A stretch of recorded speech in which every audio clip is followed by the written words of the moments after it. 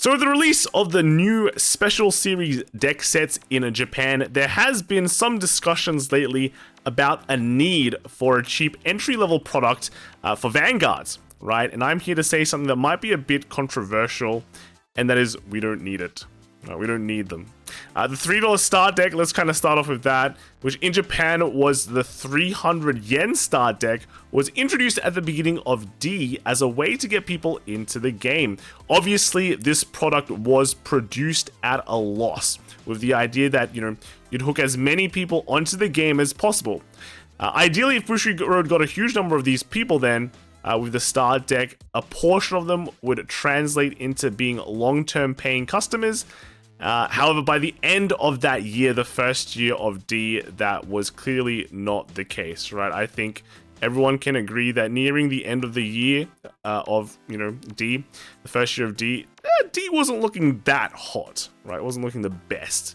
Fast forward to now, and Vanguard is booming. Sales are great, and attendance at events are actually at an all-time high. I think some people have been saying even higher than the peak in G era. Yeah, people are still saying that Vanguard is dead because a healthy game always has people saying it's dead. But the numbers don't lie. Springfest numbers have greatly increased from previous years, and the boom happened in an era where products weren't even consumer friendly at all. Right?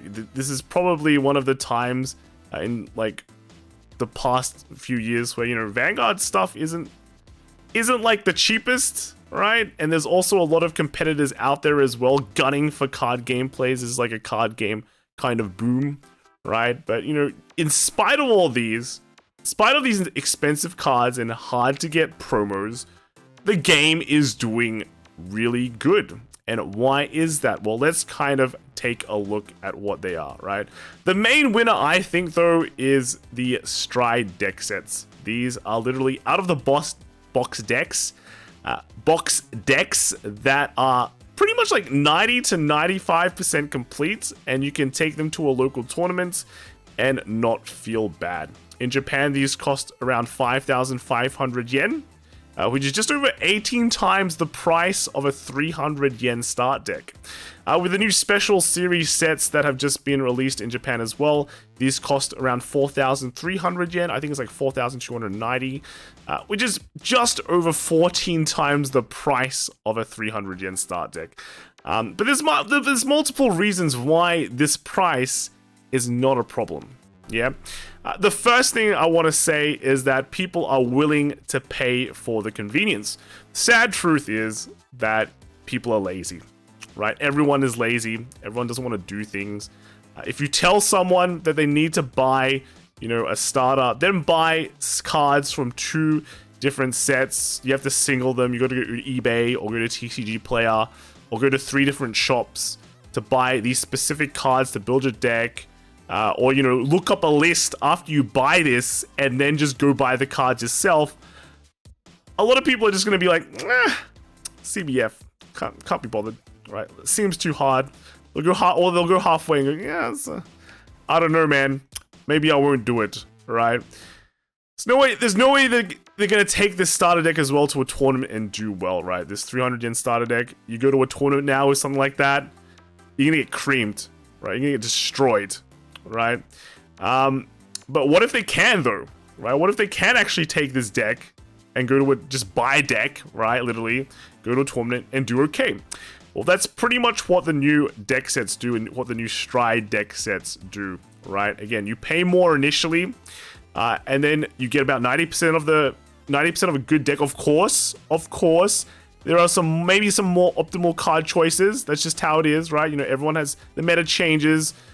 People have, different ideas on what is the good deck, but largely speaking, the deck is nearly complete.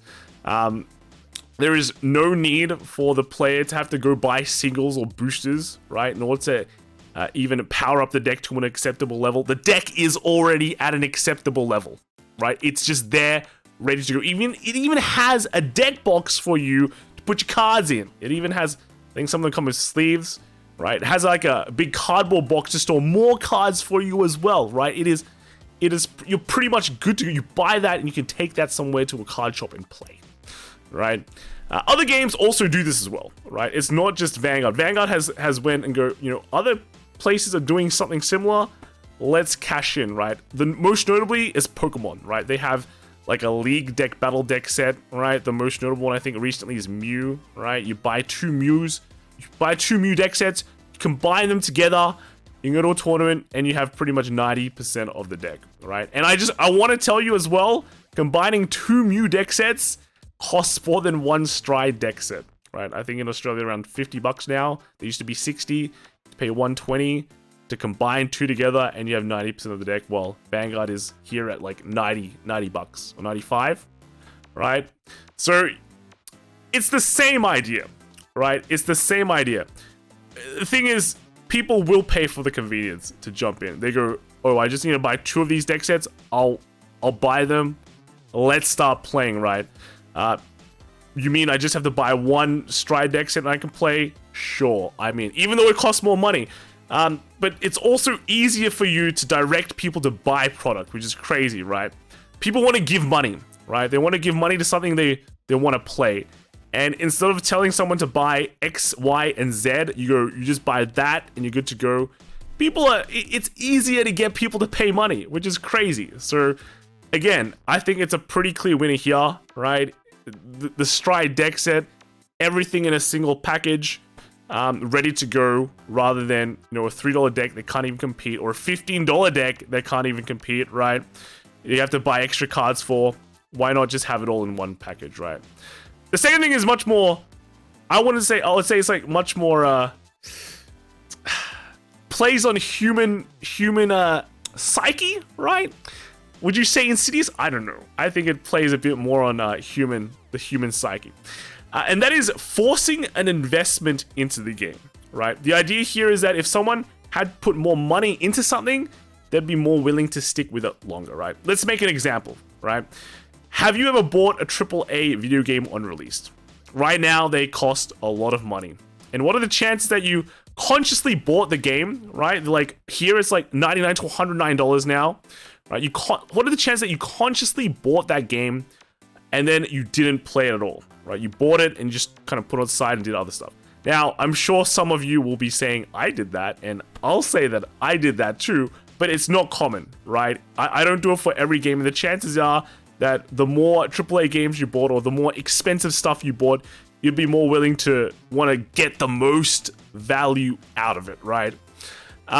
That's pretty much the same with Vanguard, or with this product, in my opinion, right?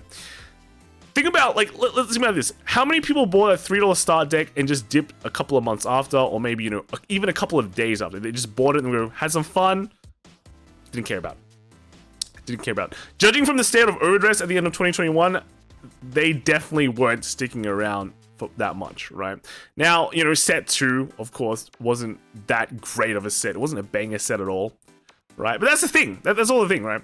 When players have more investment in the game, they're much more willing as well to stick with it when there's a low point, right? And just think how hard it is for, you know, gacha game players when they've invested real money into the game in order to quit, right? They go, wow, this is a terrible time. I hate playing this game, but I've invested so much money into this. Like FGO, for example, I don't want to quit, right? I just have to keep on. I have to keep on doing dailies.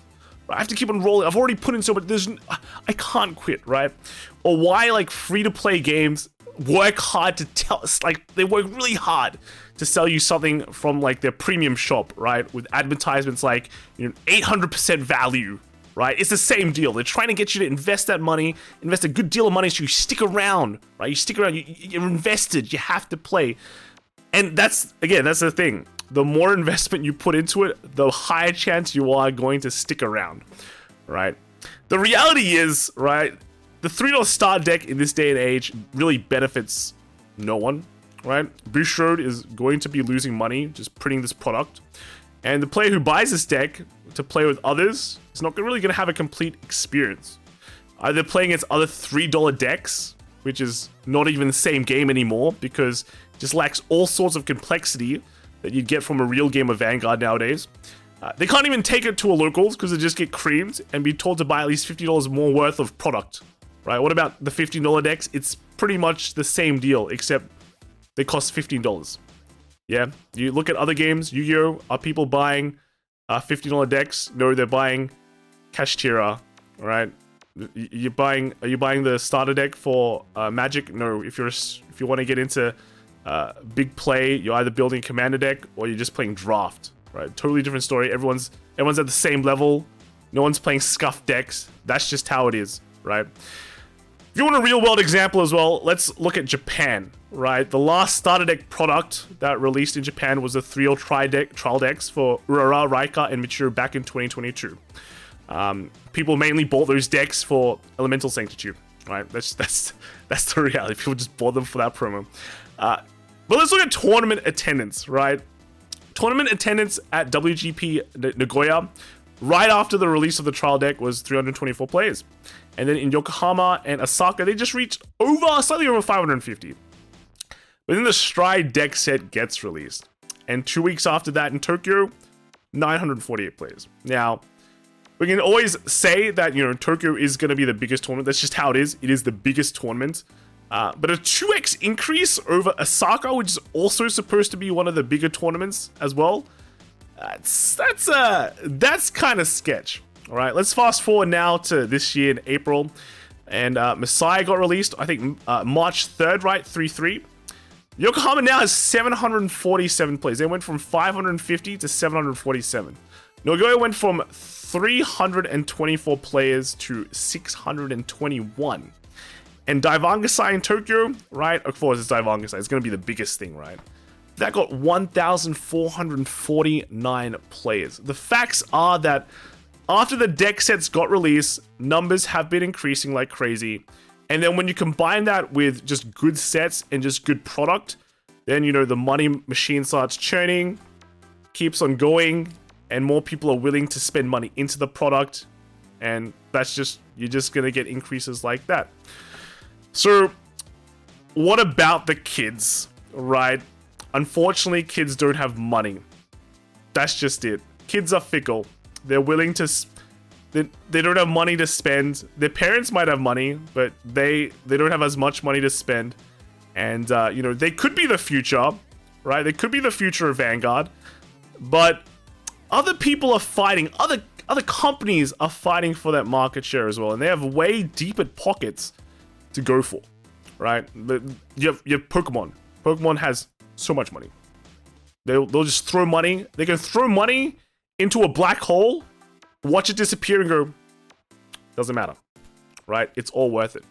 Pokemon, this is basically talking about the big three. Pokemon, Yu-Gi-Oh, and Magic are at a point in time where they've existed for so long that their market, their original players are growing up to become parents, fathers, lawyers, doctors, you know, engineers, dads, moms, basically family people. They're fighting for the next generation of, you know, players, which are basically kids or the older generation, right? And, you know, it's if you're trying to go for those guys, I don't think you're winning. You're gonna have to change the entire aesthetic of the game, the entire, basically what Vanguard has currently established, right? Pokemon is kind of so far ahead of everyone right now because, you know, their core aesthetic and core like game itself and core IP is just so kid friendly, right? Are you gonna sell Magic the Gathering to kids? It's gonna be a hard sell. You have something called like, you have things like Dark Ritual, blah blah blah.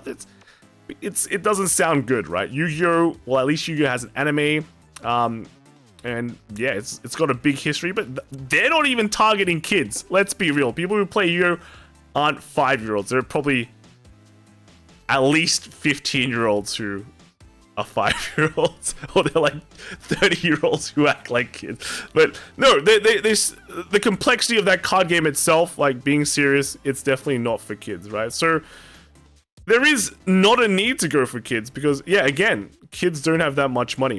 And unfortunately, this might sound a bit of a mean thing to say, but what about the people who don't have money? How are they going to afford card games? Well, if you don't have that much money to buy cards, then unfortunately, you can't. There's other things to worry about then. Card games are a hobby, and you need to put money into the hobby in order to play it. But there are always other alternatives that you can do, that you can make do with, which, you know, across other things as well, has helped the people who has less money, like movies, music. You know what I'm saying, right? But the thing is, if you don't have money, you can't be very choosy, and it means that, you know, you probably don't have a meta deck or a super competitive deck to take to a tournament to play with, right? And if you're playing amongst friends, well, you know, there's other solutions. There's actually just other solutions for you to deal with, right? But the fact is, the target market of Vanguard has kind of moved past the kid stage, right? Maybe it'll eventually go back because people grow older.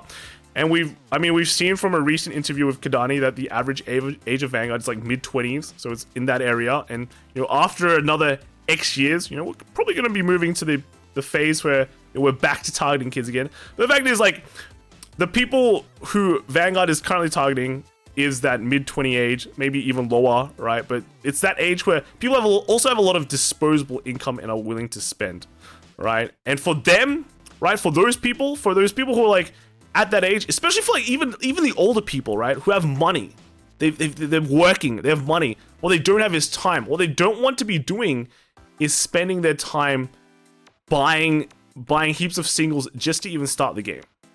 They see something, they want it, they're gonna get it, they're willing to pay a premium for it, and that's that. Let me know in the comments below if I'm right or wrong, right? Does Vanguard need a $3 start deck? I personally think it doesn't. We're at a stage in Vanguard where they have a good product lineup. The product is strong. And this is what the people want. As much as you'd like to hate that is just how it is.